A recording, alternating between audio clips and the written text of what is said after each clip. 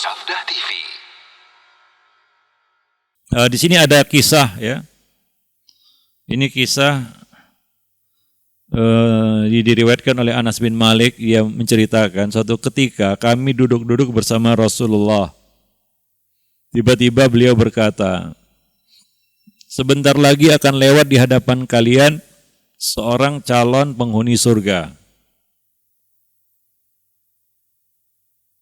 Lalu laki-laki Ansor, gak lama setelah Nabi mengatakan itu, ada seorang laki-laki Ansor yang janggutnya basah karena air wudhu, melintas sambil menenteng sandalnya di tangan kirinya. Ternyata orang ini yang lewat. Ya, laki-laki Ansor itu. Keesokan harinya Nabi mengatakan kabar serupa, yaitu perkataan yang sama. Dan yang lewat tetap laki-laki tadi dalam keadaan yang sama juga. Sampai 3 hari berturut-turut. Pada hari ketiga Nabi berucap demikian lagi. Lagi-lagi laki-laki itu yang lewat dengan keadaan sama seperti hari-hari kemarin. Artinya ini dialah yang dimaksud Nabi. Ya, sebagai salah satu calon penghuni surga. Nah, maka saat Nabi pergi, ya hari keempat ini ya, Abdullah bin Amr bin As mengikuti laki-laki itu. Wah, tahu ya, udah tahu orangnya kan gitu ya. Ini orangnya ini. Maka Abdullah bin Amr bin As ya mengikuti laki-laki itu dan berkata, aku ingin menginap di rumahmu. Ya. Aku ingin tahu apa yang engkau amalkan selama ini supaya aku bisa mengikutinya. Amal apa sih? Ya, begitu ya, ini namanya ghibthah tadi ya. Ada keutamaan bukan dibenci, tapi apa? Diikuti, belajar, diteladani. Ini ghibthah.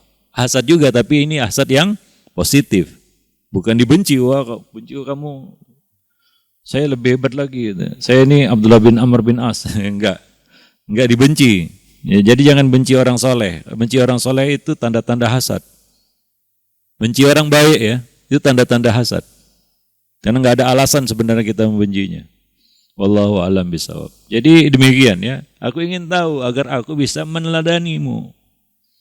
Maka setelah menginap 3 hari di rumah laki-laki Ansor itu, Abdullah bin Amr berkata, wahai fulan, aku tidak melihatmu mengamalkan ibadah yang banyak. Artinya biasa-biasa aja semuanya, enggak ada yang lebih. Ya, enggak ada yang istimewa dalam pandangannya. Maka ia pun bertanya, apa ada sesuatu yang disembunyikan? Kan begitu ya, yang dia tidak tahu itu. Ya.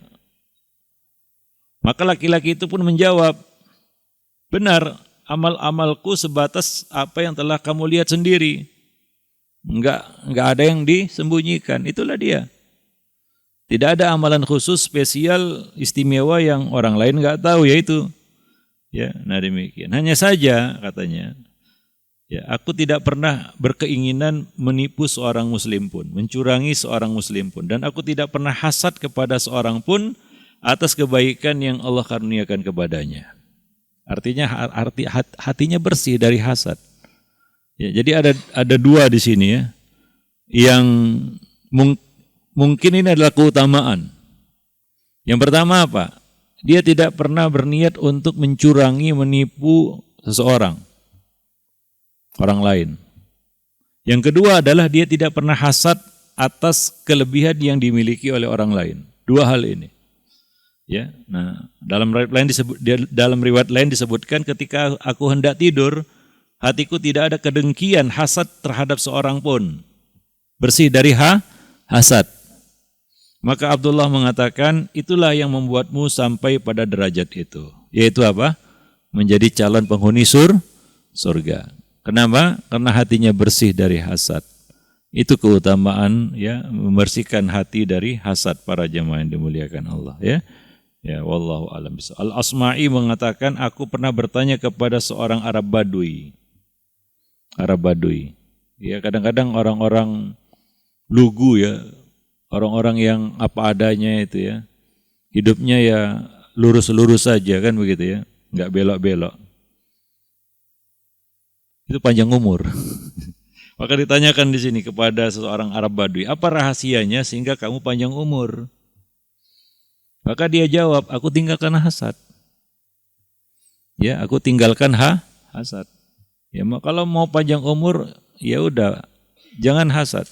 Masalah sakit, usia 40 tahun ke atas mulai penyakitan. Ya, tapi masalah panjang umur kadang-kadang itu tidak simetris dengan penyakit.